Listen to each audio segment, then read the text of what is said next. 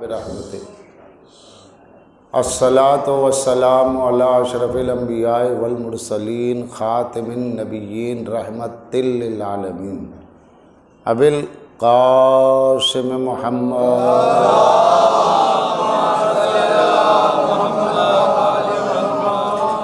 والصلاۃ والسلام علی اہل بیتہ الطیبین الطاہرین المعصومین المظلومین الذین ذهب اللہ عنہم الرجس اہل البیت ویطہرہم تطہیرا۔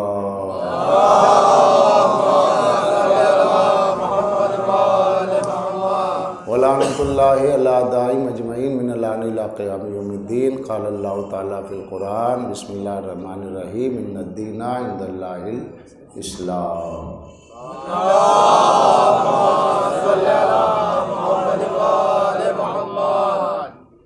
خداوند عالم ارشاد فرماتا ہے بے شک اللہ کے نزدیک دین اسلام ہے، اور اللہ ایک جگہ فرماتا ہے کہ اسلام کے سوا وہ کسی دین کو قبول نہیں کرے گا۔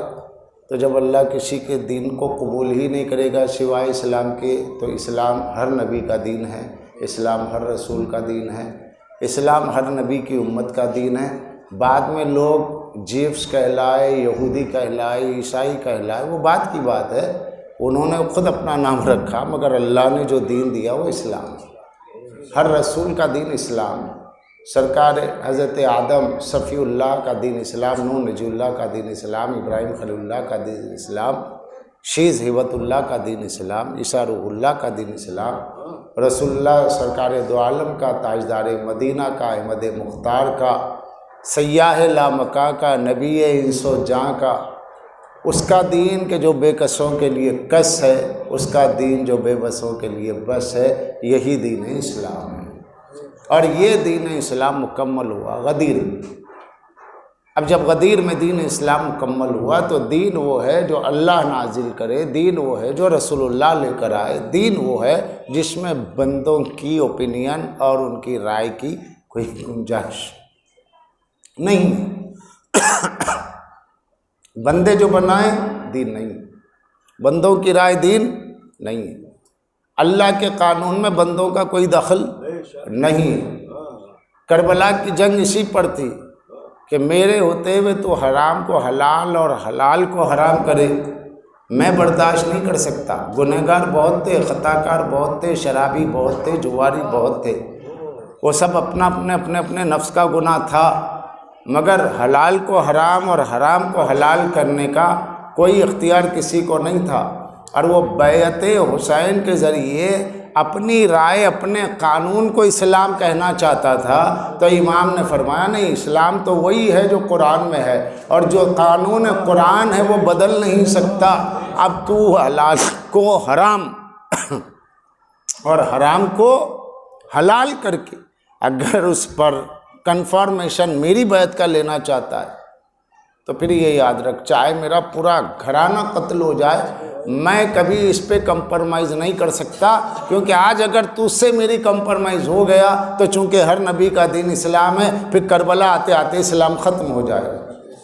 اس لیے ہر نبی کی محنت کو بچانا ہے، ہر رسول کی محنت کو بچانا ہے، تو امام نے بیعت کو رد کر کے کیا بچایا؟ صبح قیامت تک کے لیے اسلام بچایا۔ تو یہ کون سا اسلام ہے؟ یہ سلیکٹڈ اسلام، یہ غدیری اسلام، کیونکہ اللہ نے دین کو مکمل کیا غدیر میں۔ تو جب دین غدیر میں مکمل ہوا تب لوگوں میں جو خلافت کی بحثیں ہے، امامت کی بحثیں ہے، تو صاف دو ہی جملے، 1 گھنٹے کی تقریر 2 جملوں کہ مسئلہ خلافت دین ہے یا دنیا ہے۔ اگر دین ہے تو دین غدیر میں مکمل ہو گیا، تو مسئلہ خلافت بھی مکمل ہو گیا، چاہے وہ علی کو بنائے اللہ یا کسی اور کو بنائے، ہمیں نام سے کوئی اختلاف نہیں ہے۔ بات یہ ہے کہ بنانے والا اللہ ہو، پہنچانے والے رسول اللہ ہو۔ ہم علی کو کس بنیاد پہ مانتے ہیں؟ کہ اللہ کے نبی نے بنایا، اللہ کے حکم سے بنایا، آیت بلغ پہ بنایا، بنانے کے بعد آیت اکملت لکم آئی۔ تو ہم علی کو علی کی وجہ سے نہیں مانتے، علی کو خدا کی وجہ سے مانتے، علی کو رسول کی وجہ سے مانتے کہ انہوں نے بتایا یہ ہے تو مانا۔ اگر علی کی جگہ کسی اور کا نام لیتے وہ ہمارے امام ہوتے، علی کی جگہ کوئی اور کا نام لیتے تو وہ مولائے غدیر ہوتے، اور علی ان کو جو ہے مبارکباد دینے والے ہوتے۔ تو یہاں مسئلہ ایک شخصیت، ایک نام کا نہیں ہے، نظریے کا ہے کہ دین کا ایک چھوٹا سا مسئلہ، طہارت، نجاست، وضو کیسے کرے، طہارت کیسے لے، نہائیں کیسے، یہ چھوٹے چھوٹے مسئلے جب دین کے اللہ کے نبی نے بیان فرمائے، کسی مولوی کا حق نہیں ہے کہ خود سے بولے، تو پھر دین کا اتنا بڑا مسئلہ کہ صبح قیامت تک اسلام رہنے والا ہے، تو جانشین پیغمبر کا مسئلہ اللہ رسول حل کریں گے، رسول اپنی جانشینی کا مسئلہ خود حل کریں گے کہ رسول کا جانشین آپ بنائیں گے؟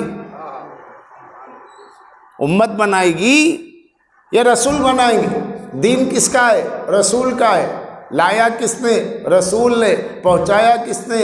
رسول نے۔ تو بنائے گا کون اپنا سکسیسر، اپنا جانشین کون بنائے گا؟ وہی تو بنائے گا جس کا دین ہے۔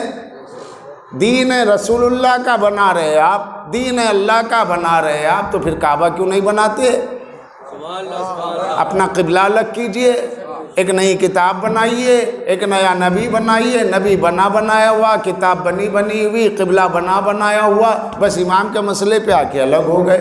تو دین کا مسئلہ اگر امامت کا ہے تو دین مکمل ہو گیا، تو مسئلہ خلافت بھی حل ہو گیا۔ یہ مناظرے یہ سب بیکار، یہ ڈیبیٹ سب بیکار، صرف ایک عقیدہ، صرف ایک جملہ کہ یہ مسئلہ اگر دین کا ہے تو دین نبی کی زندگی میں مکمل ہوا یا نہیں ہوا؟ قرآن کہہ رہا ہو گیا، الیوم اکملت لکم دینکم، تو جب اللہ کہہ رہا دین مکمل ہو گیا تو یہ بھی مکمل ہو گیا۔ اور اگر آپ کے بنانے سے مکمل ہونا ہے تو پھر وہ آپ کا دین الگ ہو گیا۔ تو بندوں والا دین اور خدا والا دین دونوں کو مکس کر کے اس کا نام رکھا گیا اسلام، جبکہ ایسا نہیں ہے۔ بندوں والا دین دین ہی نہیں، جو بندے بنائے وہ دین ہی نہیں، جو خدا بنائے وہ دین ہے۔ اور جب خدا جو بنائے وہ دین ہے تو پھر اس کے بعد آئین کس کا ہوگا؟ اللہ کا۔ بندوں والا دین تو کورٹ میں جا کے بھی فیل ہو جاتا ہے، نہیں سمجھے؟ اب بھائی سپریم کورٹ میں گئے نا، ٹرپل کیس، ٹرپل طلاق، جج کہہ رہا ہے کہ میں نے مکمل قرآن پاک پڑھا، میں نے مکمل قرآن پاک پڑھا، میں نے آپ کی حدیثیں دیکھی، حدیثوں کے جو والیومز ہے، میں نے طلاق کا چیپٹر دیکھا تو اس میں حدیثیں پڑھی، میں نے جو اس ٹرپل طلاق پہ، 3 طلاق کے مسئلے پہ جو میں نے اسٹڈی کی، تو رسول اللہ کے زمانے میں ایک ہی بار طلاق کہنے سے طلاق واقع نہیں ہو۔ قرآن مجید کہتا ہے کہ 3 دور گزارے، طلاق دیں، گیپ رکھیں، پھر اس کے بعد طلاق دیں، پھر گیپ رکھیں، پھر طلاق دیں، پھر گیپ ہو، تو وہ 3 طلاق ہوتی ہے۔ تو اللہ کا قانون، رسول اللہ کا قانون تو ایک ہے۔ یہ آپ جو 3 طلاق لائے ہیں یہ کہاں سے لائیں؟ ایک ہی وقت میں طلاق ختم، رشتہ برخاست، یہ کہاں سے لائیں؟ وہ کہہ رہا ہے کہ میں اپنا ججمنٹ بدل دوں گا، لیکن مجھے کوئی قرآن کی آیت یا رسول کی سنت یا رسول کی حدیث دکھا دے۔ پورا مسلم پرسنل لا بورڈ فیل ہو گیا، کوئی نہ آیت دکھا سکا نہ حدیث، ہندو جج کو، کیونکہ یہ آیا کہاں سے؟ جلال الدین سیوطی نے تاریخ الخلفاء میں لکھا، شاہ ولی اللہ محدث دہلوی نے ازالۃ الخفاء میں لکھا، ساری کتابیں مارکیٹ میں اویلیبل، کہ رسول اللہ کی حیات میں ایک بار میں 3 طلاق نہیں ہوتی تھی، پہلے خلیفہ کے دور میں بھی ایک میں 3 طلاق نہیں ہوتی تھی۔ دوسرے صاحب نے دیکھا کہ طلاق کی کثرت ہو رہی ہے تو انہوں نے 3 طلاق کو ایک ہی نشست میں 3 طلاق قرار دیا۔ سمجھ رہے بات؟ ایک نشست میں 3 طلاق، یہ کب کی بات ہے؟ دوسرے دور کی بات ہے۔ تو جو دوسرے دور کی بات ہے، دوسرے صاحب کے فیصلے کو شریعت بنا لیا گیا، متوجہ ہیں؟ دوسرے صاحب کے قول کو، دوسرے خلیفہ کی بات کو، کہ انہوں نے کہا ایک نشست میں 3 طلاقی 3 ہو جائیں گے۔ اب نتیجہ یہ ہوا کہ وہ شریعت کا جز بن گیا۔ دیوبند جاؤ، بریلی جاؤ، کہیں جاؤ، حضور وہ 3 طلاق اس نے 3 بار 3 مرتبہ کہہ دیا، طلاق، کیا ہو گئی؟ کہا پیا ہوا تو نہیں تھا؟ بولے نہ. نشے میں نہیں تھا؟ نہ. ہوش و حواس میں؟ کہا بولے ہو گئی جاؤ. ہندو جج کہہ رہا ہے کہ میں نے رسول اللہ کی جو بایوگرافی پڑھی، میں نے جو قرآن مقدس ہولی بک کا مطالعہ کیا، اس میں رسول اللہ کا بتایا ہوا، اللہ کا بتایا ہوا یہ طریقہ نہیں ہے جو تم جو ہے عورت پہ ظلم کر رہے ہو کہ ایک ہی بار میں 3 طلاق کا اور اس کی زندگی برباد کر دی. تو میں تم سے کہہ رہا ہوں کہ تم اپنا قرآن لاؤ، اپنی حدیث لاؤ اور لا کے مجھے دکھا دو یہ ہے تو میں جج ہوں، فیصلہ بدل لوں گا. میری اسلامک اسٹڈی میں نہیں ملا تو بڑے بڑے ہندوستان کے علماء عدالت نہ جا سکے اور کوئی ثابت نہ کر سکا. یہی ہوتا ہے، بندوں کا بنایا ہوا دین کا حال فیل ہو جاتا ہے. خدا کا بنایا ہوا دین جس کو کافر کہہ رہے ہیں نا، اس کی زبان سے بھی وہی دین سچا ہے جو اللہ کا بنایا ہوا ہے. تو مسئلہ 3 طلاق کا آیا تو سپریم کورٹ میں ہندوستان کے سارے علماء ناکام ہو گئے اور وہ لاگو ہو گیا. کیوں؟ کہ 3 کا مسئلہ ہی ایسا ہے، بنایا ہوا مسئلہ بھی آپ کا، 3 بھی آپ کے، طلاق کا مسئلہ بھی آپ کا. یہ کس کا بنا ہوا ہے؟ آپ نے بنایا، فیل ہو گئے. تو آپ سوچیں کتنی زندگیاں برباد ہوئی. تو جو بندوں کا بنایا ہوا دین ہوتا ہے وہ کامیاب نہیں ہوتا. تراویح آپ نے ایجاد کی، یہ بندوں کا دین. زُیِّنَ لَهُمُ الشَّیطَانُ أَعْمَالُهُمْ، اللہ نے کہا کہ شیطان نے ان کے عمل کو زینت دے دی. کیا زینت دے دی؟ ارے تو کیا برا ہے رمضان میں کھڑے ہو کے اگر 20 رکعت پڑھے تو برا کیا ہے؟ نہیں، 100 رکعت پڑھی ہے. لیکن جو نہ پڑھے تو اسے کافر مت کہیے، اس کی جماعت مت بنائیے. جو نہ پڑھے تو اسے بدعتی مت کہیے کہ جب رسول اللہ نے نہیں پڑھی، صحابہ نے نہیں پڑھی تو ہم کیسے پڑھ لیں. تو یہ ہے بندوں کا دین، یہ ہے بندوں کا دین. جمعہ کی نماز میں پہلے خطبہ پڑھا جاتا تھا، نماز کے بعد. اب یہ ہوا کیا کہ لوگوں نے دیکھا کہ بنو امیہ کے لوگ شان علی میں گستاخی کر رہے، لہذا خطبہ نہیں سنتے تھے. تو ان لوگوں نے کیا کیا، نماز کے ٹائم آتے تھے تو نماز کے بعد میں باہر سپاہی متعین رہتا تھا کون جا رہا ہے دیکھو، اور نماز کے بعد خطبہ ایجاد ہوا اور اس میں مولا کو برا کہا گیا. مسجدوں کے ممبروں سے علی کو برا کہا گیا. یہیں سے چھپی ہے کتاب سیرت حلبیہ دیوبند سے، اس میں لکھا ہے کہ بی بی ام سلمہ نے لیٹر لکھا اور کہا معاویہ تو جس علی پہ لعنتیں کروا رہا ہے جانتا ہے تو خدا کو برا کہہ رہا ہے.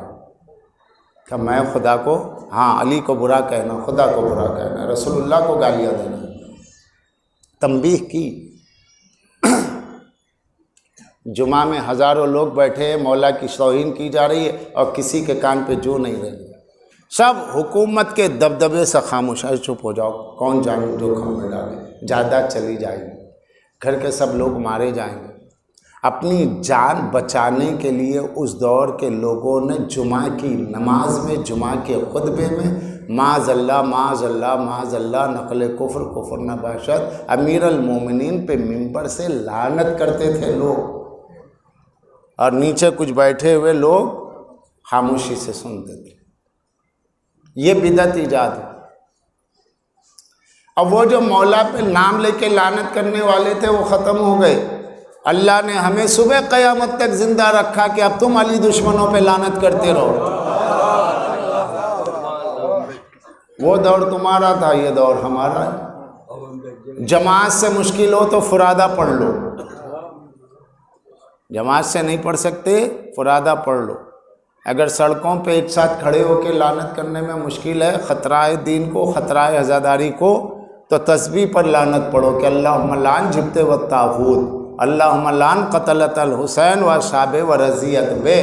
ساری لعنتیں پہنچتی چلے جائیں گی. تم نے ایک مرتبہ اہل بیت پہ لعنت کا دروازہ کھولا، اللہ نے صبح قیامت تک لعنتوں کے دروازے ہمارے راستے سے کھول دیے. آؤ یہاں بیٹھو، اور اللہ نے کہا اولئک یلعنہم اللہ ویلعنہم اللاعنون۔ اللہ نے دو کام ہمیشہ کیے اور دو کام کرتا رہے گا۔ وہ آل محمد پہ رحمت بھیجنا اس کا کام ہے، آل محمد کے دشمنوں پہ لعنت کرنا اس کا کام ہے۔ صلوات میں بھی ہم شریک ہیں، لعنت میں بھی۔ اللہ کے دو کام پورے فرقوں میں اللہ نے ایک ہی فرقے کو دو کام دیے جو خود وہ کرتا ہے، صلوات بھیجنا اور پھر لعنت کرنا۔ یہی شیعت کی شناخت ہے۔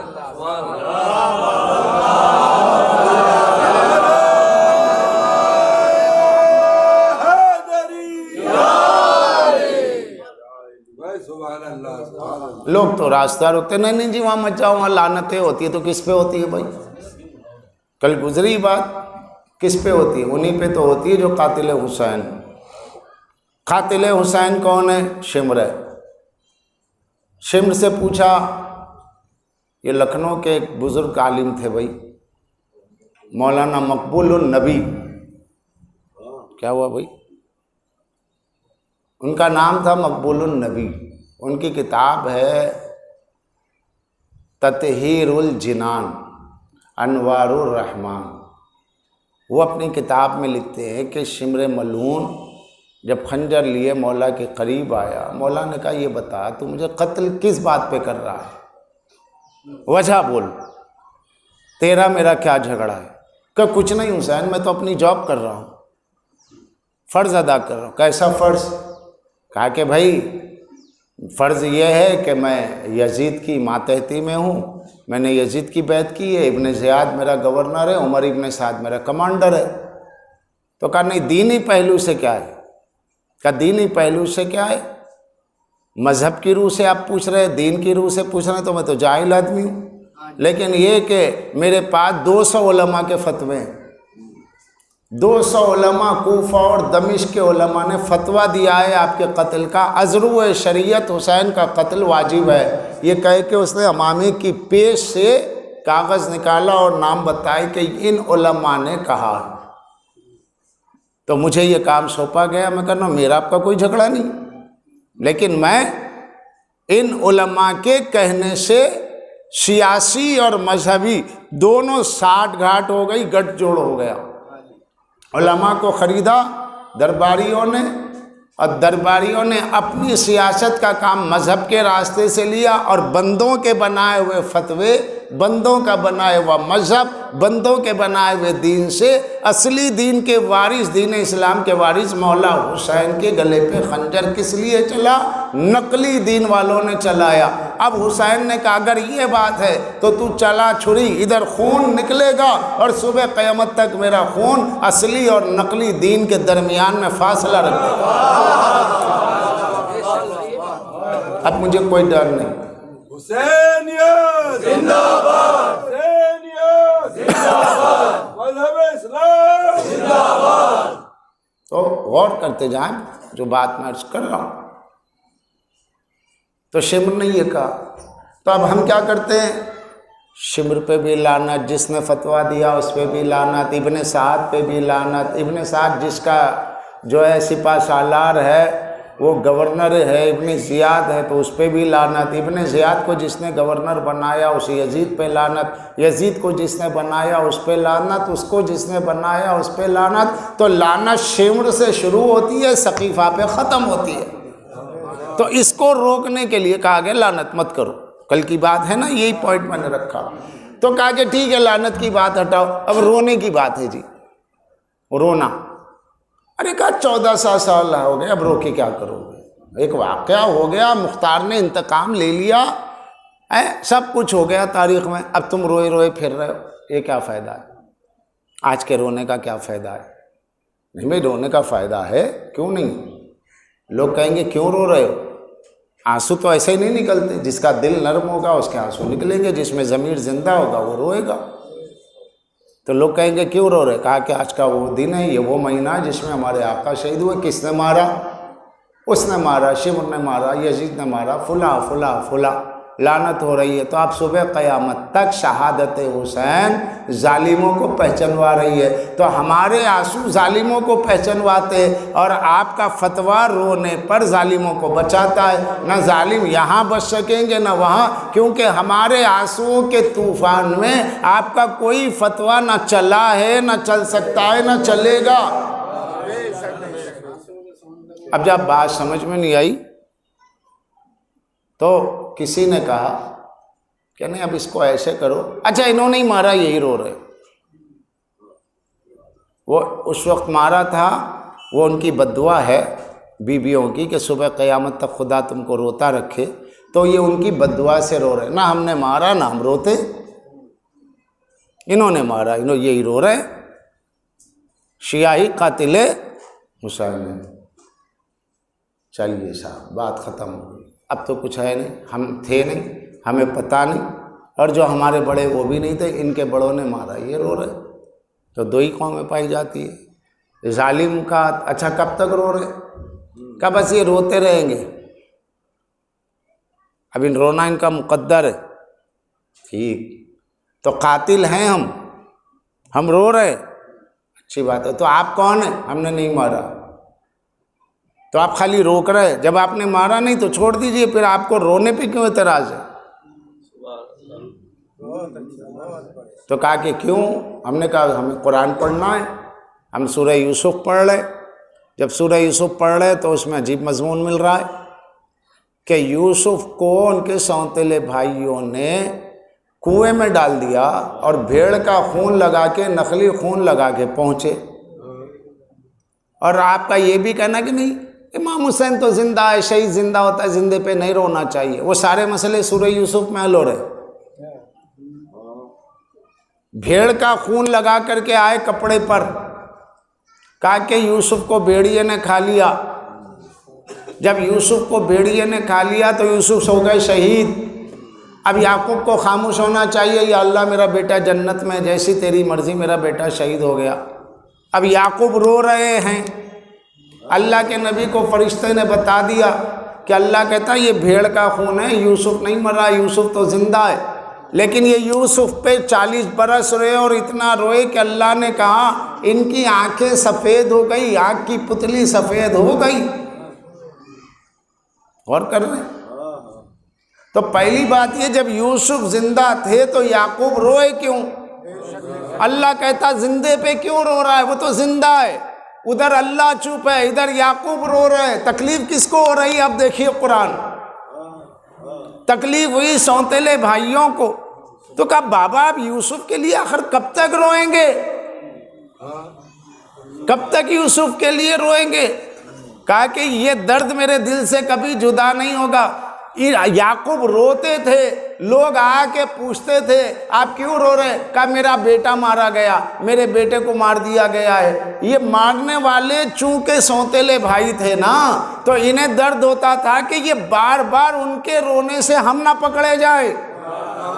ये याकूब बार बार रोते हैं, इनके रोने से हम ना पकड़े जाएं। लिहाजा वो कहते थे मत रोइए मत रोइए, इन्नका लफी ज़लालिकल कदीम। आप तो आज भी उसी यूसुफ की मोहब्बत में पड़े हुए, कब तक रोएंगे कब तक रोएंगे। ये उनका नारा था कब तक रोएंगे, कि जिन्होंने ये समझा कि हमने मार दिया।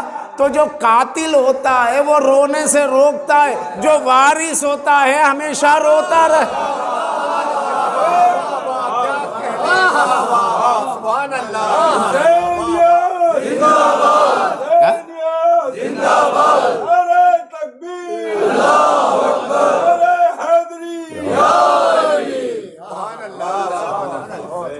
रोने वाला कौन है? यानी यूसुफ के वारिस कौन है? उनके वालिद हैं, मेरा बेटा गया। तो एतराज़ कौन कर रहा है? सौतेले भाई। क्यों कर रहे हैं? कि इनके रोने से कहीं एक ना एक दिन हम बेनकाब ना हो जाए। तो पहली बात, शहीद पे रोना नहीं है। तो यूसुफ जिंदा थे, चलो शहीद नहीं हुए, जिंदा थे। याकूब रोते रहे तो फिर जिंदे पे रोना जायज़ है, और शहीद जिंदा है तो और जायज़ है। दूसरी चीज़ है, हमेशा कातिल ढोंगी तौर पर अपनी जान के खौफ से کچھ دن کچھ لمحے تو روئے گا، بعد میں جب دیکھے گا معاملہ ٹھنڈا ہو گیا تو وہ کہے گا میں نے صحیح کیا تھا۔ ہمیشہ نہیں روتا، وارث ہمیشہ روتا ہے۔ تو جو وارث حسین ہیں، جو حسین کے رونے والے، کب تک روئیں گے؟ اس کا جواب، روئیں گے کب تک؟ تو یہ روئیں گے تو روئیں گے کب تک؟ تو حضرت یعقوب کب تک روئے؟ جب تک یوسف نہ ملے۔ جب یوسف مل گئے یعقوب کا رونا ختم، یعقوب کا رونا ختم ہو گیا۔ کہا آپ کب تک روئیں گے؟ کہ ہم تب تک روئیں گے جب تک کہ قبروں سے دشمنان حسین نہ اٹھیں، ان کا قتل سرکار وارث حسین ابن علی حجت کبریہ جب تک قتل نہ کر دے، تو جب تک یوسف زہرا جب غیب بس سے آئیں گے ہمارے دلوں کو ٹھنڈک ملے گی، ہمارا رونا ختم ہوگا، اب تمہارا رونا شروع ہو جائے گا۔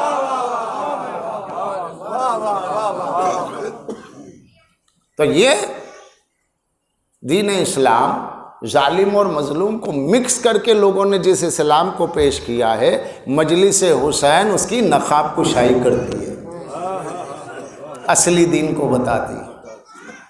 یہ اصلی دین ہے۔ آپ نے مارا، چلو ہم نے مارا، ہم رو رہے ہیں، پھر آپ کیا کر رہے ہیں؟ آپ نبی کا کلمہ نہیں پڑھتے، ان کے نواسے پہ نہیں روتے، خوشیاں مناؤ گے، اچھے اچھے کھانے پکاؤ گے، اچھے اچھے لباس پہنو گے۔ اور ترمذی میں کیا لکھا ہے؟ جب کربلا ہو گئی، بی بی ام سلمہ نے خواب میں کیا دیکھا؟ سر پہ امامہ نہیں ہے، سر پہ خاک ہے، کپڑے خاک میں بھرے ہوئے۔ بی بی نے پوچھا یا رسول اللہ یہ کیا علم ہے؟ کہا میرا بیٹا شہید ہو گیا۔ تو سر برہنہ پا برہنہ تھے رسول اللہ، نہ پیر میں چپل تھی، نالین مقدس نہیں تھی، سر پہ امامہ نہیں تھا، ٹوپی نہیں تھی، سر پر غبار تھا، کہا بھی یہ سر اور جسم پہ غبار کربلا ہے، میرا حسین شہید ہو گیا۔ تو شہادت کے بعد رسول اللہ کوئی حشاش بشاش کھاتے پیتے نظر نہیں آئے۔ حسین تو جنت گئے نا، شہید تو جنتی ہے، تو نواسہ جنت میں گیا، خود سردار جنت ہے، شہادت پہ رسول خوش نہیں ہوئے۔ بی بی ام سلمہ کہتی ہے میں نے خواب میں دیکھا رو رہے کہ میرا نواسہ شہید ہو گیا۔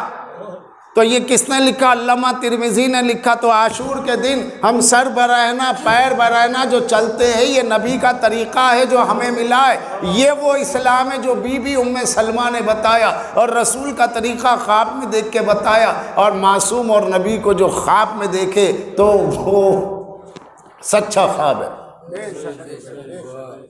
تو جب رسول اللہ شہادت حسین پہ خوش نظر نہیں آئے تو پھر آپ کو خوش ہونے کا حق کس نے دیا؟ خوشی کس نے منائی؟ کھانے کس نے پکوائے؟ بڑے بڑے مٹھائیاں کس نے تیار کی؟ ذائقے کس نے تیار کیے؟ شامیوں نے۔ شام میں جشن ہوا خانوادہ اہل بیت کی شہادت پر، تو یہ شامیوں کا طریقہ ہے۔ عاشور کے دن اچھے پکوان کرنا، اچھا کھانا، یہ شامیوں کا طریقہ ہے۔ ارے جس دن زہرا کا گھر لوٹا ہو اس دن آپ کے گھر میں چولہا کیسے جلتا ہے؟ کیا محبت رسول یہی ہے؟ کیا رسول اللہ کا کلمہ پڑھنے کا مطلب یہی ہوتا ہے کہ ان کا کلمہ پڑھو اور ان کی آل کو اگر شہید کر دیا گیا ہے تو اس میں دشمنوں کی خوشی میں شامل ہو؟ لوگوں کو پتہ ہی نہیں ہے وہ کیا کر رہے ہیں، جو کرتے دیکھا کر رہے ہیں۔ یہ سب بنو امیہ کی سازش ہے، جنہوں نے عاشور کو عید منا کر کے شہادت حسین کو چھپانا چاہا، اور جب جب اللہ نے موقع دیا حسینی سڑکوں پر آئے، بم گرائے گئے، ہزاروں لوگ مرتے گئے، قتل ہوتے گئے، نہ آزاداری رکی نہ عاشور رکے، تاکہ عاشور اپنی جگہ عاشور رہے۔ اور جب لوگ دیکھ کے کہیں ارے عاشور تو خوشی کا دن ہے، تو ہم غم منا کے کہتے ہیں کہ دیکھو اللہ نے ہمارے ذریعے سے حقیقی اسلام کو پہچنوایا ہے، وہ فرش ازا کا اسلام ہے۔ حسینیت زندہ باد، حسینیت زندہ باد۔ تو کب تک روئیں گے اس کا بھی جواب ہے، کیوں رو رہے ہیں اس کا بھی جواب ہے۔ کیوں رو رہے ہیں؟ ہمیں محبت ہے۔ ارے تو ان کا بدلہ لے لیا گیا، بدلہ لے لیا جائے، آپ کا جوان بیٹا قتل ہو گیا اور مارنے والے کو کسی نے مار دیا، تو کیا بیٹے کی یاد دل سے چلی جائے گی؟ دل ٹھنڈا ہو گیا، میرے بیٹے کا قاتل مارا گیا، اب میں کبھی نہیں روں گا؟ جب یاد آئے گی روئیں گے، کیونکہ جو گھر والا ہوتا ہے اسے درد ہوتا ہے۔ اہل بیت کیا ہے؟ ہم اہل بیت کے ماننے والے، ہم رسول اللہ کے گھر کا ماتم کر رہے ہیں، اپنے باپ کا ماتم نہیں کر رہے ہیں، اپنے دادا کا ماتم نہیں کر رہے ہیں، ہم اپنے خاندان کی میتوں کا ماتم نہیں کر رہے ہیں۔ یہ تو جس کا کلمہ پڑھتے ہیں ان کے گھر کے غم کی بات ہے۔ اگر تم واقعی کلمہ پڑھتے ہو تو ہماری صف میں آ جاؤ۔ ہم نے کبھی کسی کو نہیں روکا، روکتے دوسرے یہاں نہ جاؤ، ہم نے کبھی نہیں روکا۔ جو آنا ہے آ جائے، ہندو ہے آ جائے، سکھ ہے آ جائے، عیسائی ہے آ جائے، دیوبندی ہے آ جائے، بریلوی آ جائے، آؤ فرش عزا پہ بیٹھو، حق کیا ہے سنو۔ اگر سمجھ میں نہیں آتا 100 بار سوال کرو، سوال ایک رہے گا، ہمارے جواب انیک رہیں گے۔ صلوات پڑھ دے محمد والے۔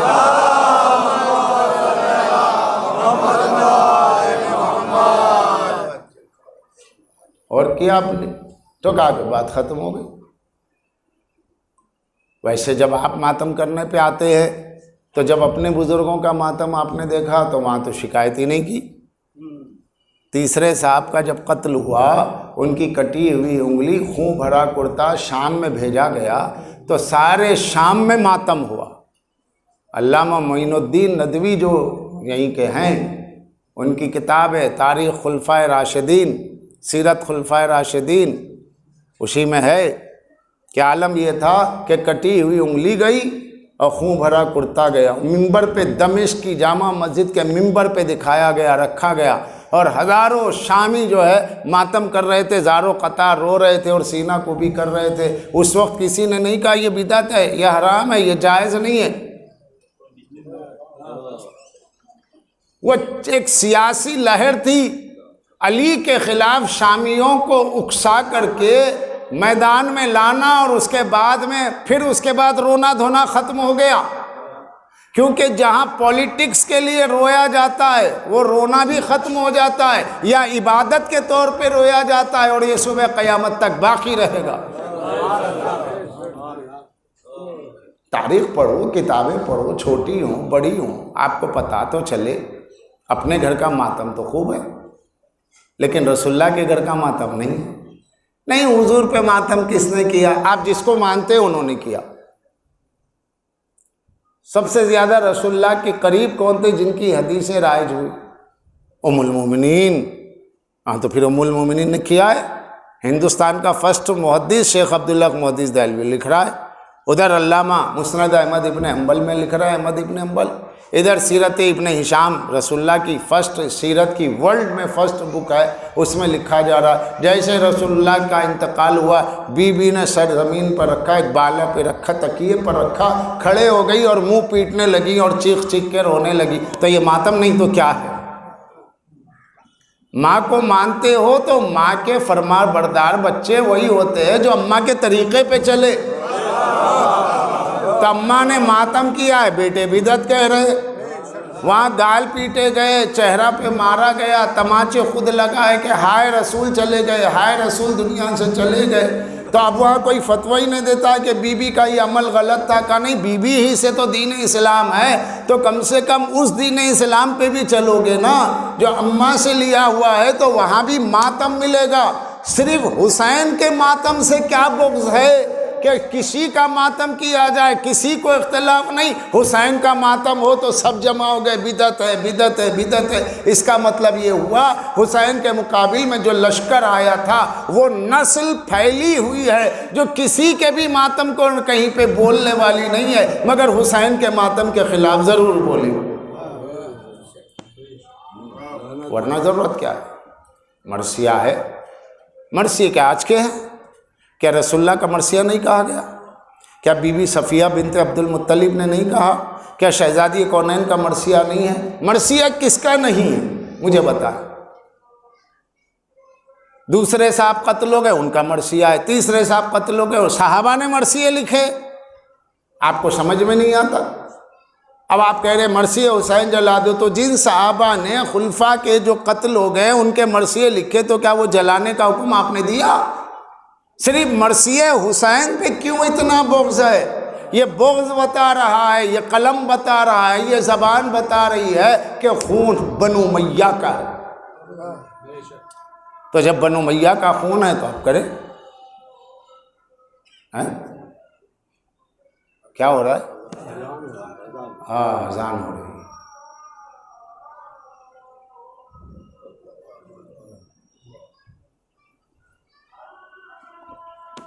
اس ٹائم دیر سے ہو گئی مجلس۔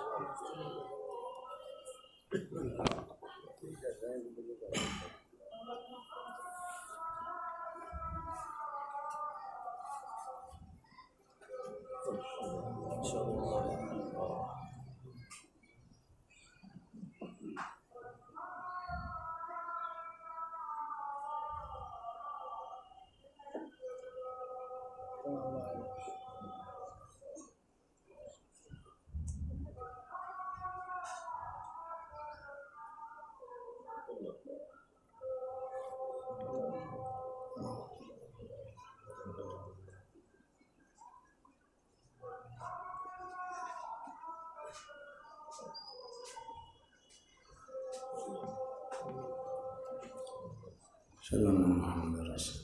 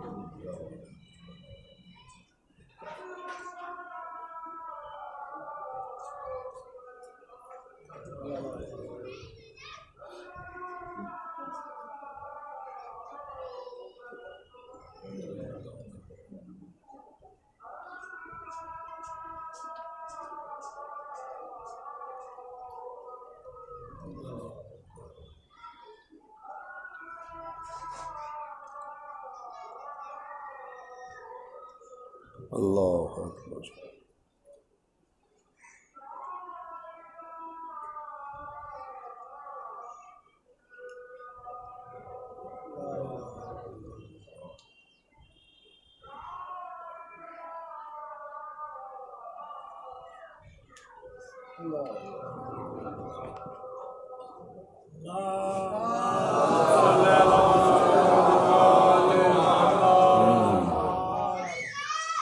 بہرحال وقفہ اذاں درمیان میں آیا اور سید سجاد کے خطبے کو روکنے کے لیے جب اذان بلند ہوئی، اور آج بھی شام کے دربار میں جو جامع مسجد اموی ہے کئی اذانیں ایک وقت میں کئی اذانیں ہوئی، اور آج بھی ہوتی یادگار کے طور پر، تو پوری اذان نہیں ہوئی، اشہد ان محمد الرسول اللہ جیسے ہی ختم کیا سید سجاد نے اشارہ کیا، یہ بتاؤ یہ جو نام لیا گیا ہے یہ تیرے نانا تھے کہ میرے نانا، تیرے جد ہیں کہ میرے جد ہیں؟ مولا نے خطبہ روکا، जैसे ही अजान शुरू हुई, किस लिए? ताकि अपनी इमामत की दलील दे सके कि मोहम्मद रसूलुल्लाह के बाद तो मैं खड़ा हूँ, उन्हीं का गोश्त हूँ, उन्हीं का खून हूँ। तो लिहाजा अजान रोक करके मौला ने दलील इमामत के तौर पे ख़ुद को पेश किया और अपनी फ़तह का ऐलान किया। महल तेरा है, दरबार तेरा है, अजान हमारे घर की दी जा रही है, हमारे जद्दी हमारे रसूलुल्लाह का ऐलान हो रहा है। अगर तुझ में दम है तो अजान बदल के दिखा। अजान हुसैनियत की फ़तह का ऐलान बनी। बताया कि घर तेरा, दर तेरा, लश्कर तेरा, सीनो ज़र तेरा, मिंबर तेरा, मुअज्जिन तेरा, मगर अजान में मोहम्मद रसूलुल्लाह का होना इस बात की दलील है। तुम लोग सिर्फ हमें कत्ल कर सकते हो, लेकिन हमारे दीन को छोड़ने का दम है तो ऐलान करके दिखाओ, अजान बदल के दिखाओ, मोहम्मद रसूलुल्लाह हटा के दिखाओ। जब तक नहीं हटा सकते तब तक हमारी जीत है। और हमारे गर्दनों का अपने तन से जुदा हो जाना दरअसल अल्लाह की बारगाह में हमारा नजराने अकीदत। सर कटाना तो पुरानी बात है। तो आपको बस इतना ही गुस्सा है कि भाई आप रोते हैं, आपको गुस्सा है, हम मातम करते हैं, आपको गुस्सा है, हम नज़र देते हैं, आपको। हमारी कौन सी चीज़ अच्छी लगती है? हम अगर लाल कपड़ा पहन ले तो कहते क्यों भाई, क्यों पहना है लाल? भाई 13 रजब है, 9 रबीउल अव्वल है। हमारी खुशी के कपड़े आपको पसंद नहीं, हमारे गम के कपड़े आपको पसंद नहीं। आपको हमसे मतलब ही क्या है, और आपको हमसे क्या, और हमको आपसे क्या? आप अपने दिन पे रहिए, हम अपने दिन पे रहें। हाँ, मगर इतना कीजिए, फतवे वतवे दे करके मिंबरों से न सुनाइए, क्योंकि ये फतवे नहीं हैं। शिमर ने मौला को फतवा दिखा दिया है। वो फतवे का सिलसिला हुसैनियत के ख़िलाफ़ जो काजी शुरैह ने, पहले काजी ने फतवा दिया था, पहले मुफ्ती ने हुसैन के कत्ल फतवा दिया था। आज के हर मुफ्ती के पास कत्ल हुसैन का फतवा है। अब हुसैन नहीं है तो आवाज़ हुसैन ख़त्म करो, हुसैन नहीं है तो मातम हुसैन ख़त्म करो, हुसैन नहीं है तो ताज़िए हुसैन को रोको। कल उनका दीन, उनकी नज़र में दीन इस्लाम कत्ल हुसैन में था, आज आपकी नज़र में दीन इस्लाम, आपका दीन इस्लाम अज़ाए हुसैन को ख़त्म करना है। न कल वो कामयाब हुए, ना आज आप कामयाब हुए। सर जुदा हो गए, इस्लाम बाकी रहा। और आज भी अज़ादार अपनी जान दे देते हैं, ना जुलूस से अज़ा रुकता है, ना अज़ादारी रुकती है। मैंने उन वीडियोस को देखा है। कुवैत में मुझे इत्तेफाक हुआ अशरा पढ़ने का, और वो भी मेज़बान दूसरे मुल्क के लोग थे, तो उन्होंने वीडियो दिखाया। क़िबला ये देखिए वीडियो, ये मंज़र है आशूर, ये जुलूस जा रहा है, अचानक बम ब्लास्ट हुआ और उसके बाद हज़ारों आदमी मर गए और कोई नहीं रुका। एक वीडियो का ख़ास उसमें हिस्सा था, छोटा सा बच्चा अपने बाप के साथ चल रहा है, जैसे ही बम ब्लास्ट हुआ उसका सर हवा में उड़ रहा और बाप का हाथ कंधे से उड़ गया। वो गिरा, मौला मेरा बच्चा, मगर जुलूस नहीं रुका, जुलूस बढ़ता गया।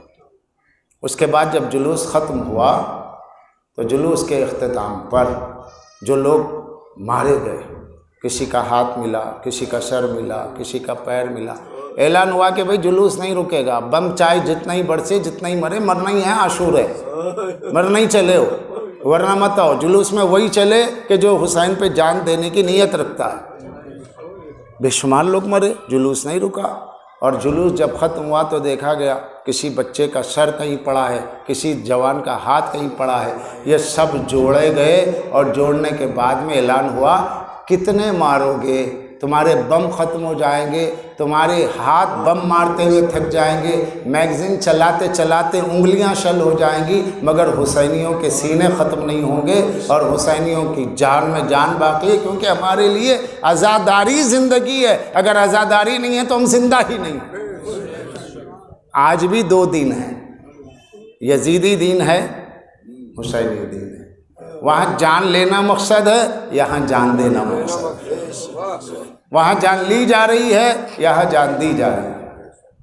शियों को मानने का मकसद क्या? शिया मस्जिद तो अल्लाह की, शिया मस्जिद हो गई। ये है हिंदुस्तान हमारा, कहीं भी आज़ादारी कीजिए, कोई पूछ नहीं। और जब तक हिंदुस्तान में आज़ादारी की इजाज़त रहेगी तब तक इस मुल्क की इज़्ज़त बाकी रहेगी।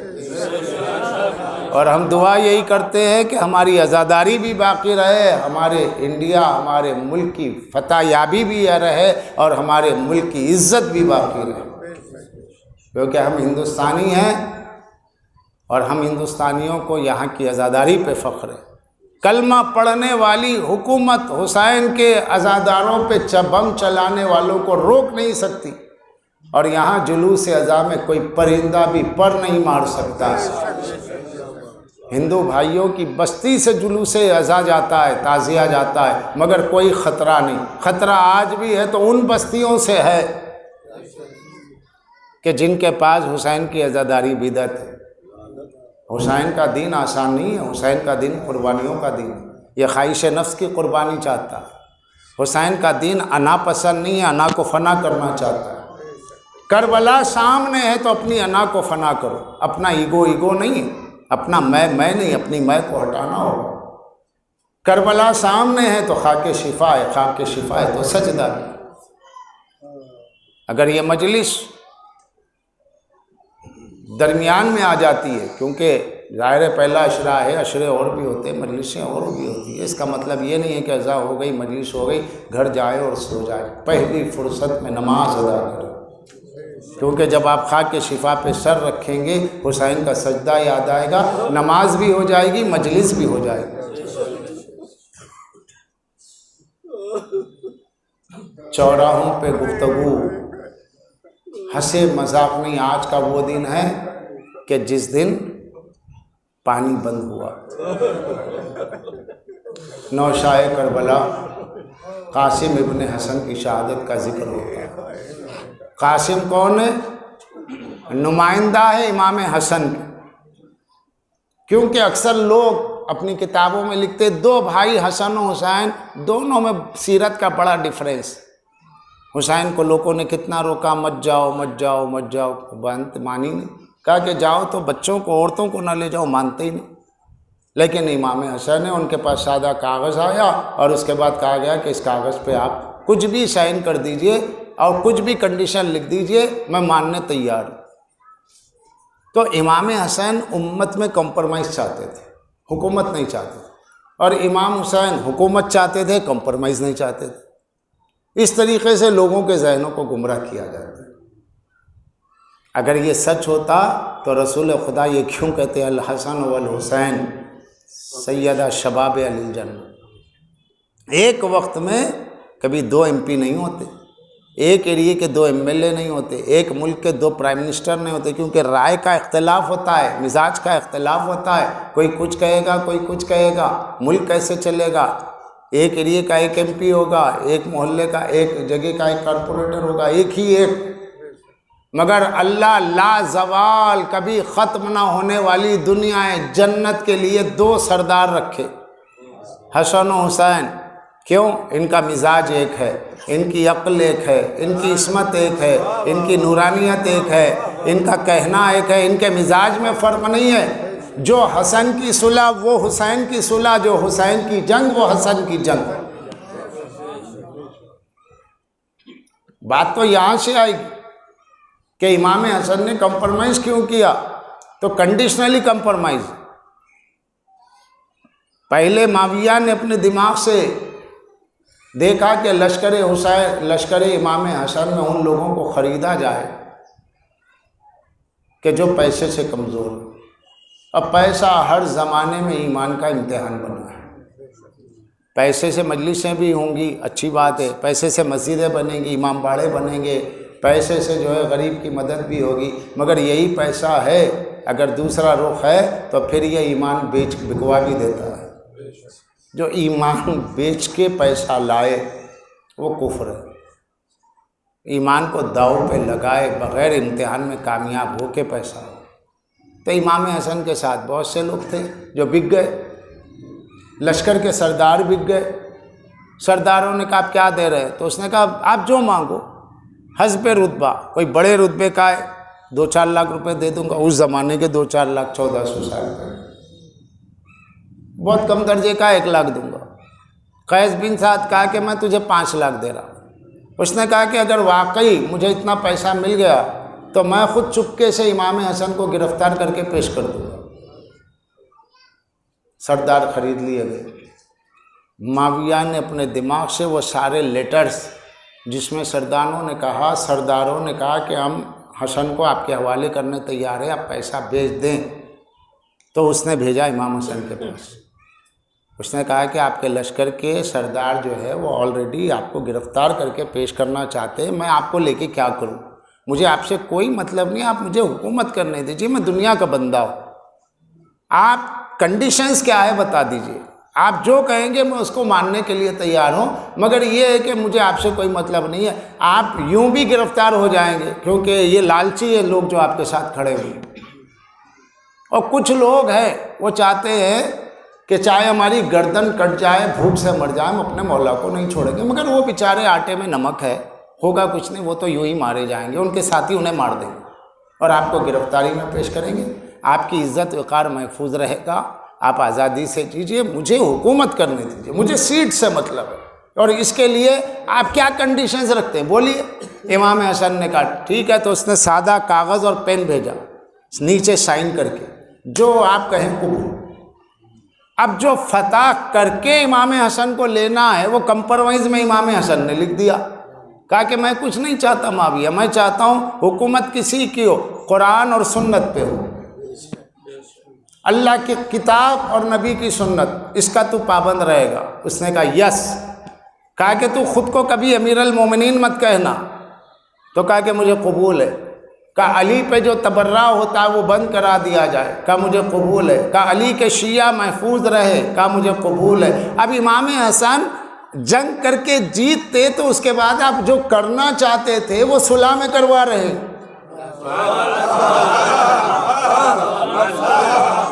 सुलह में अच्छा, इमाम हसन अगर जो है कहते कि नहीं तेरी बात का कोई भरोसा नहीं, मैं तुझसे जंगी करूंगा, तो लश्कर में बगावत होती। लश्कर कहता कि जब वो कह रहा है कि आप जैसे कहेंगे मैं वैसे हुकूमत करूंगा, तो जब आपकी कंडीशंस पे उसकी हुकूमत है तो वो तो आप ही की हुकूमत है, यानी जैसे आप करना चाहते वो करवा रहे हैं, तो अच्छी बात है, इसमें क्यों लड़े, हम क्यों जान दें। तो लोग भी तो कहते कि एक मौका दीजिए, जाने दीजिए, आपके शराइत पे वो हुकूमत करने तैयार है तो झगड़ा क्या है। इमाम हसन को तो पता है कि ये सब कुछ करने वाला नहीं है, मगर उसकी जो अंदर की गलाजत, अंदर की नजाशत है, उसको बाहर निकालने के लिए एक चांस तो देना पड़ेगा, ताकि लोगों को पता चले देख लिया तुमने, इसने वादा खिलाफी की है। लेकिन मैं अपने इल्म की बुनियाद पर अगर कहता तो तुम में मानने वाला कौन था, तुम कहते सुलह करो सुलह करो सुलह करो, तो मैं सुलह कर रहा हूँ। और शाह वलीउल्लाह मुहद्दिस दहलवी ने लिखा, अल्लामा इब्न अब्दबर ने किताबुल इस्तियाब में लिखा कि इमाम हसन ने खुतबा दिया और कहा कि ये दुनियावी हुकूमत तो चंद रोज़ा है, मताउन इलाहीन, जो है एक मुद्दत तक बाकी है। और उसके बाद आपने फरमाया कि मेरे लश्कर में बहुत से लोग मेरे नहीं हैं और मेरे चंद शिया है, मैं उनको हलाकत से बचाने के लिए ये कंप्रोमाइज़ कर रहा हूँ। अपने शिया जो चंद हैं, हुजूम नहीं है, भीड़ नहीं है, किसी भी इमाम को हुजूम नहीं मिला, शियत के नाम पे बड़ा मजमा मिला, मगर असल शिया कम ही मिले इमाम को। कूफा में मुस्लिम को नहीं मिले, करबला आते आते एक बड़ा मजमा चला गया, मुख्तसर से लोग रह गए इमाम हुसैन के साथ, हर इमाम के साथ। तो अल्लाह ने शियों में भी एक बड़ी भीड़ में चंद शिया असली है, उनको बचाने के लिए एक बड़ी भीड़ रखी। ये अज़ा खानों की ज़मीन बेचने वाले, ये अलम मुबारक का सौदा करने वाले, ये कौम को सड़कों पे कटा करके होटलों में एसी में बैठ के कंप्रोमाइज़ करने वाले हुकूमतों से, ये कहाँ की शिया है? ये वही है जो भीड़ है, असल शिया नहीं है। और असल को बचाने के लिए अल्लाह ने इतना कर दिया। और इमाम ने फरमाया मेरे असल शिया बहुत कम है, अल्लाह ने उनकी हिफाजत के लिए एक हुजूम दे दिया है, ताकि घबराहट से इनका दम ना निकल जाए कि हम तो अपने घर में अकेले, मेरी फैमिली में मैं एक हूँ, या मेरी फैमिली में खाली मेरा बेटा शिया है, वह कहने को सब है। तो अल्लाह ने सुबह क़यामत तक के लिए दिलों के सुकून के लिए एक हुजूम दे दिया। वो हुजूम नहीं है, वो ज़रा से पैसे पे बिक जाएगा। जो मौला की ज़मीन ही बेच दे उसका अपना दीन क्या होगा?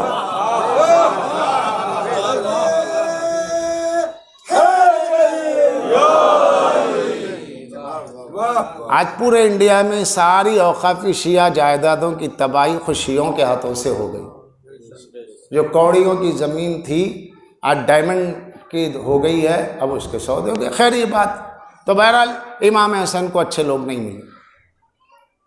معاویہ نے کہا اب آپ سوچ لیجیے. تو آپ نے فرمایا ٹھیک، جو میں چاہتا ہوں وہ یہ اہم شرط، سب سے اہم شرط یہ ہے کہ تو حکومت اپنے بعد اپنے بیٹے کے لیے نہیں رکھے گا، تیرے بعد یہ خلافت، یہ حکومت ہم اہل بیت کی طرف لوٹے گی. امام نے کہا میرا حکم ہے. کہا قبول ہے. کہا فارس کا خراج تو مجھے دے گا تاکہ جو لوگ میرے ساتھ رہے ثابت قدم میں انہیں دیا کروں، پیسہ انہیں ملا کرے. خراج کون دیتا ہے؟ خراج معلوم ہے؟ خراج کہتے ہیں جب فاتح کوئی حکومت فتح کر لیتا ہے تو دوسری حکومت اس کی باج گزار ہو جاتی. کہا صاحب ہم حکومت کر لیں گے، آپ بتائیے آپ کو کیا پیش کرے. کہا کہ بھائی خراج دے. خراج کون لیتا ہے؟ فاتح. جو جیتتا ہے وہ خراج لیتا ہے. تو امام نے کہا تو مجھے خراج دے گا. اگر حکومت لے لیتے تب بھی خراج لیتے، حکومت لیے بغیر خراج لے رہے. علی نے امام حسن نے بتایا جو میرے بابا کی شمشیر کا اثر ہے وہ میری تحریر کا اثر ہے.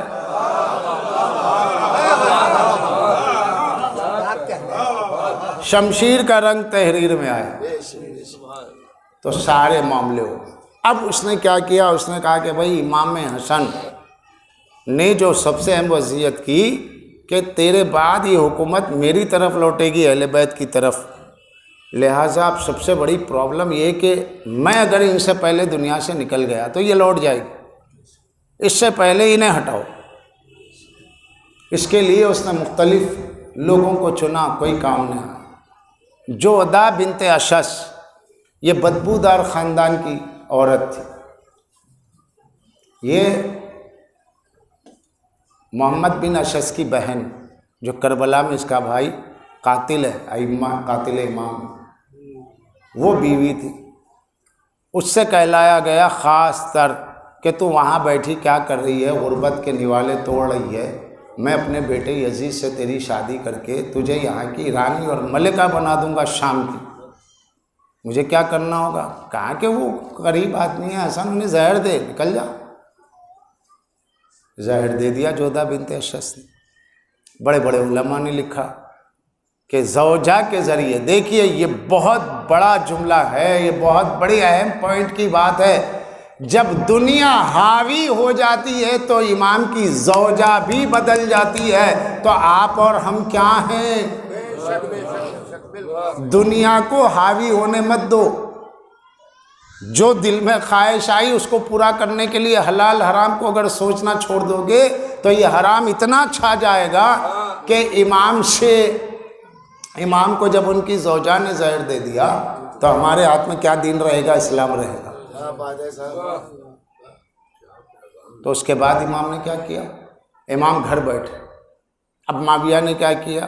معاویہ نے شیعوں کا قتل عام کیا. بسر بن ارطاد صحابی تھا مگر اس نے علی کے شیعوں پہ فوج سے حملہ کیا. اب پہلی بار ہسٹری میں فرسٹ مرتبہ شیعہ عورتیں بازار میں بکی ہیں کنیز کے طور پر. یہ پہلی تاریخ. معاویہ نے کہا کہ یہ جو شیعہ عورتیں ہیں علی کی چاہنے والی ہے، ان کے شوہروں کو قتل کرو اور ان کی بیویوں کو مارکیٹ میں لا کے بیچو. شرط توڑ دی. شیعہ محفوظ نہیں رہے، نہ یمن میں محفوظ رہے نہ کہیں اور محفوظ رہے. کہ اگر پتہ چلتا اس کا نام یہ شیعہ ہے، علی نام ہے مار دو، حسن نام ہے مار دو، اہل بیت کے نام پہ نام ہے مار دو. اور اگر جو ان کی جانتے ہوئے مخبری نہ کرے تو اس کا گھر سے مخبر بھی ہونا چاہیے.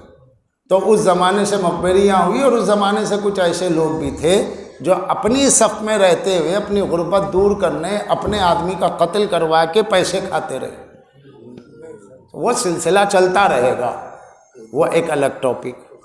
بہرحال مختصر اتنا ہے کہ اب امام حسن کے سامنے مرحلہ یہ تھا کہ معاویہ نے ایک ایک شرط توڑ دی. لوگوں نے آگے کہا مولا آپ نے کیوں صلح کی؟ کہا نہ کرتا تو تمہیں پتہ کیسے چلتا کہ معاویہ کیا ہے. میں نے اپنی شرطیں رکھی، اس نے قبول کیا، اس نے شرطوں کو توڑ دیا. تم میں کوئی نہیں جان سکتا تھا معاویہ کیا ہے، لیکن میری تحریر کی وعدہ خلافی کر کے اس نے اپنے نقاب کو الٹا اور بتا دیا کہ وہ منافق ہے. اب اس کو لوگ سیرت کو اپوزٹ کہتے، کہا حسن کی سیرت الگ، حسین کی الگ. اب جب آپ کی شہادت کا وقت آیا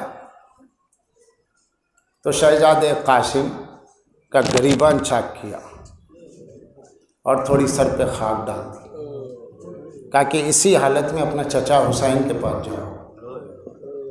امام حسین کے پاس شہزادے قاسم آئے تو چیخ کے روئے، میرے بچے کیا عالم ہے، یہ یتیموں جیسی حالت کہ گریبان چاک اور سر پہ خاک. کا بابا نے مجھے یہ حلیہ بنا کے بھیجا.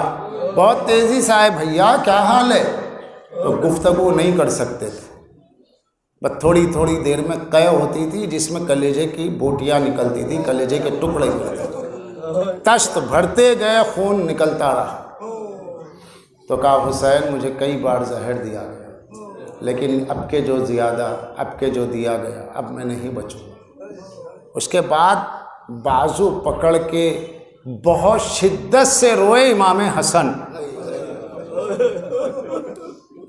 جب بہت شدت سے روئے کہا بھیا بہت درد ہو رہا ہے. حسین درد تو قیامت کا ہے، میری رگوں میں درد اتر چکا ہے، لیکن میں اپنے درد پہ نہیں رو رہا ہوں میرے بھائی. کہا کس پہ رو رہے ہیں؟ کہا یا کا تم پہ رو رہا ہوں. لا یوم کا یوم کل حسین، حسین تیرے پہ جو دن آئے گا وہ بڑی قیامت کا دن ہوگا. میں ہوتا تو تیرے ساتھ برابر لڑتا، میں نہیں رہوں گا، لیکن میری طرف سے قاسم لڑے گا. اب امام حسن نے قاسم کو وصیت کی چچا کا ساتھ دینا. یہ بتایا کہ میری صلح کی ایک مدت تھی لیکن اس نے کنڈیشنز کو توڑ دیا، تو میری طرف سے کربلا میں نمائندہ قاسم رہے گا، تاکہ دنیا یہ سمجھے حسن اور حسین کی سیرت میں اختلاف ہوتا تو امام حسن اپنے بھائی کے لشکر میں قاسم کو کیوں بھیجتے، صلح کا نمائندہ بنا کے بھیجا تاکہ دونوں کی سیرتیں ایک ہے معلوم ہو. شہزادے قاسم نوشاہ کربلا زمین کربلا پہ ہیں، شہید ہوتے ہوئے دیکھ رہے ہیں. محمد مارے گئے، علی اکبر مارے گئے، انصار مارے گئے. چچا میں آپ کا بھتیجا ہوں، کب تک روک کے رکھیں گے؟ مجھے اجازت نہیں ملے گی؟ نہ میرے بچے تم بہت چھوٹے ہو، میرے بھائی کی نشانی ہو. میرا بھائی نہیں ہے دنیا میں، میرا کام ہے میں تمہاری کفالت کروں، تمہیں موت کے منہ میں کیسے بھیجوں؟ نہیں جاؤ. شہزادی زینب، شہزادی ام کلثوم، پھوپھی اماں سفارش کیجئے، میرے لال تو یتیم بچہ، تو اپنی ماں کا سہارا بن. بی بی فروا کہتی کیوں قاسم تم اجازت لینے میں کوتاہی کر رہے ہو؟ دل نہیں چاہ رہا شہید ہونے؟ نہیں چاہ رہا اپنے چچا کو کٹتا ہوا دیکھ لو گے تم؟ کہا اماں میں کیا کروں، میری کوئی سفارش نہیں ہوتی. تو بی بی فروا نے کہا ٹھیک ہے، تو اب جب اجازت ملے تبھی آنا. کسی خیمے میں کسی بیوی کے پاس پناہ نہیں ہے. ایک مرتبہ جا کے دھوپ میں کھڑے ہو گئے اور رونے لگے. شہزادی کی نظر پڑی، کہا بھیا میرا بچہ باہر کھڑا ہوا ہے، اتنی تپتی دھوپ میں دانا گرے تو بھن جائے، میرا قاسم کھڑا ہے. کہا قاسم کو بلاؤ. بلایا، روتے ہوئے کھڑے. چچا نے پوچھا بیٹا کیا بات ہے؟ کہا کہ نہیں چچا جان، بابا کے بعد مجھے کبھی بھی یتیمی کا ایک لمحے احساس نہیں ہوا، آپ نے مجھے وہ پیار دیا، لیکن کربلا میں میں سمجھ گیا کہ میں یتیم ہوں. کیونکہ میں یتیم نہ ہوتا تو آپ نے علی اکبر کو اجازت دی، اپنے بیٹے کو جنم میں اجازت دی، لیکن مجھے اجازت نہیں دے رہے. اگر آپ مجھے اپنا بیٹا مانتے تو مجھے یہ یتیمی کا داغ نہ لگتا.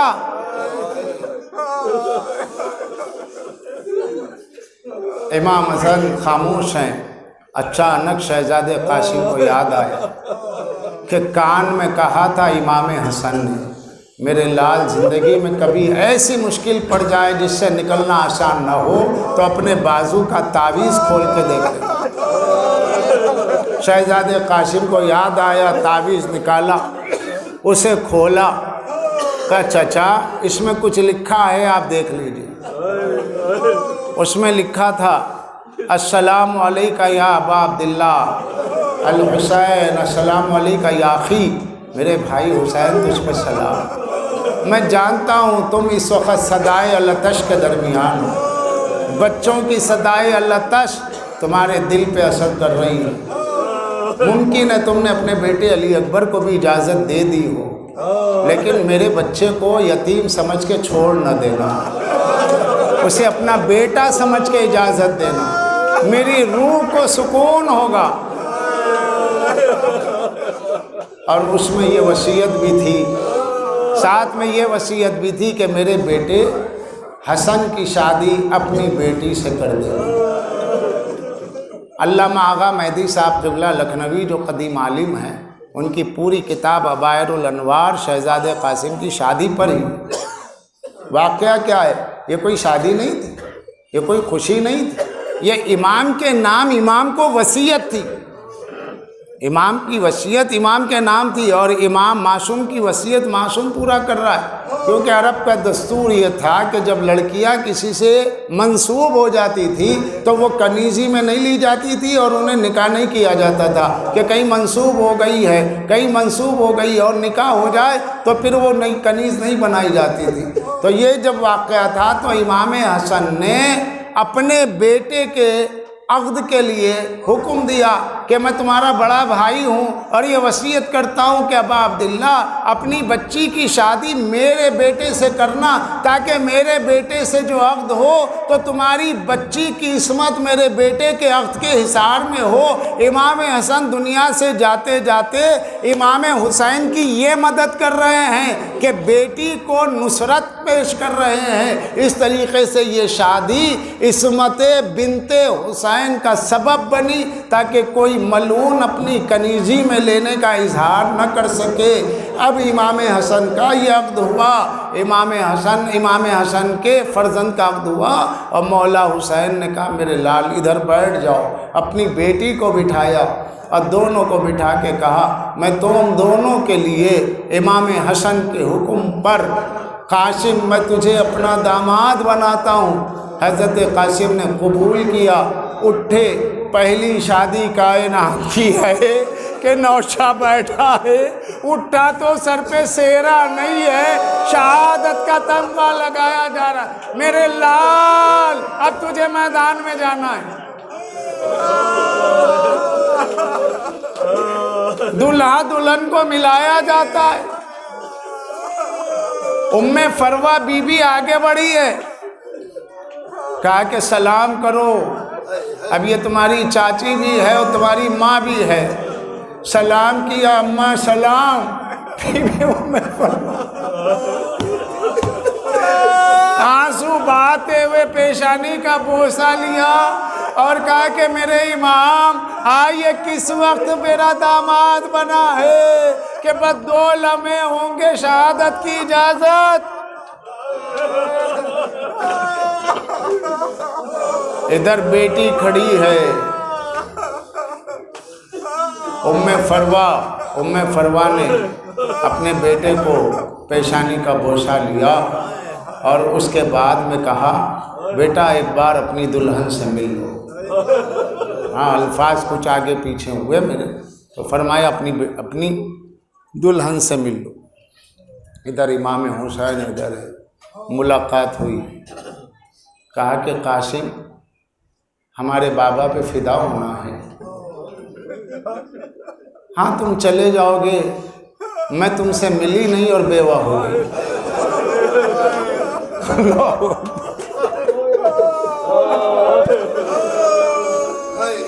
حضرت قاسم کا چہرے پہ ذرا سی سرخی آئی اور کہا کہ بی بی پریشان مت ہو, ہم جہاں جا رہے ہیں وہیں ہیں جہاں ہمارے بابا ہیں، اور انشاءاللہ ہماری ملاقات جنت میں ہوگی، اور ہم جب جنت میں جائیں گے آپ اور ہم، اس وقت دادی اماں سے ملیں گے، اپنے بڑوں سے ملیں گے۔ ابھی تم میرے سامنے کھڑی ہو تو ایسا نہ ہو کہ شہادت اور میرے درمیان میں تم حائل ہو جاؤ۔ بس اب خدا حافظ، ہمارے لیے دعا کرتے رہو۔ اس کے بعد میدان میں آئے، مولا حسین نے کمر پہ تلوار باندھی۔